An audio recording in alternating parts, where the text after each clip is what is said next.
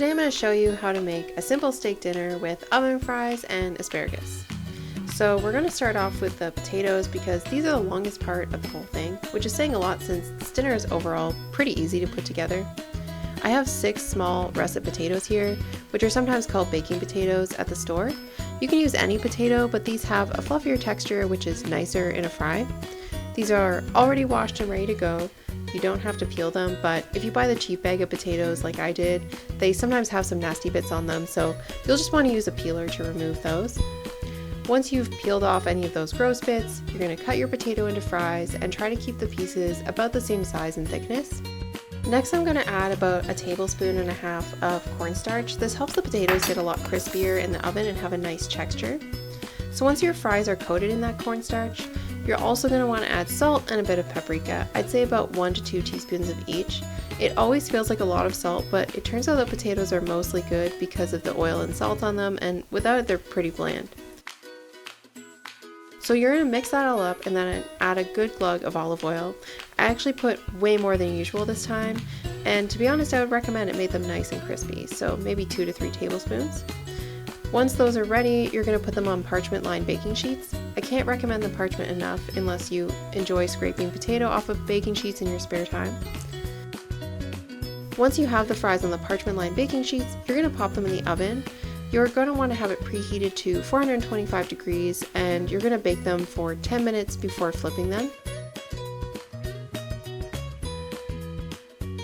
The asparagus is really quick, so we'll just get it ready to go while the potatoes get started and then fry it up while the steak is resting.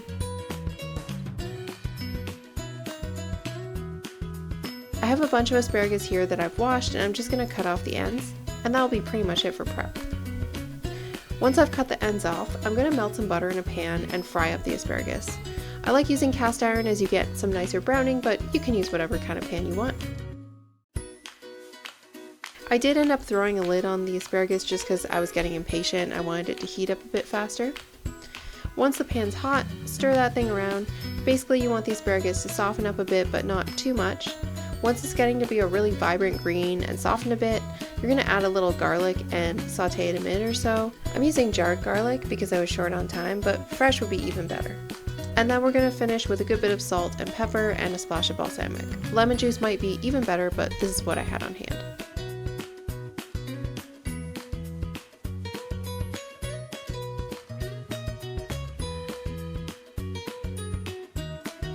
The potatoes have finished their first 10 minutes. You're going to want to give them a good flipperoo and then put them in the oven for another 10. Meanwhile, as I'm doing this, I have my barbecue preheating already. Since it's Canada and it's -5 outside, I turned on an extra burner and I had it preheating a bit longer as it will take a while to warm up. So while the barbecue is doing its thing, we'll prep the steak. You're going to want to blot it dry with some paper towel. You'll notice that the steaks are pretty thick. You can cook them like this, but they'll take a lot longer and make really big portions. So instead I like to cut them lengthwise in half like this, and this thickness should cook in less than 10 minutes.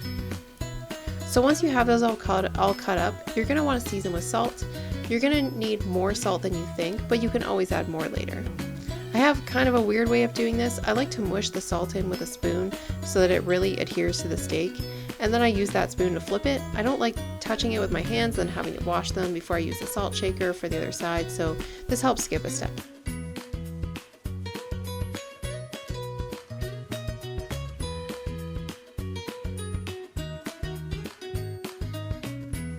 Then you're going to add a little olive oil to each steak and use that spoon to smear it around. This will help make sure it doesn't get stuck on the barbecue. And you're going to repeat on the other side as well.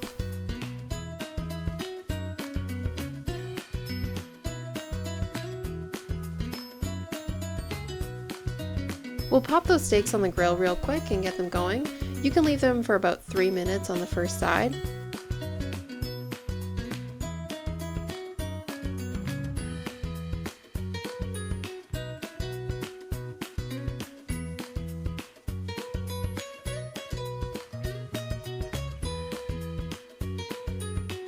Once they're starting to look done, you can flip them over and do another 3 minutes.